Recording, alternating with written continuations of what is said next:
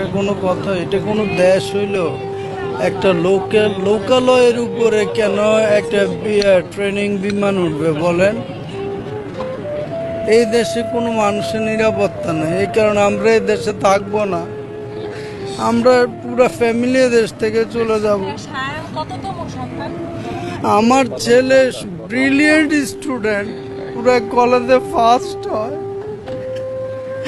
আমার ছেলে সবচেয়ে স্মার্ট। প্লিজ প্লিজ আমরা এ দেশে থাকবো না। এই দেশের পলিটিশিয়ানরা এই দেশটাকে পলিউট করে ফেলছে। আমরা এই দেশে আর থাকবো না, বুঝছেন? আমি অ্যাসিস্ট্যান্ট প্রফেসর, আমার ওয়াইফও কেমিস্ট্রি লেকচারার। আমরা থাকবো না এই দেশে।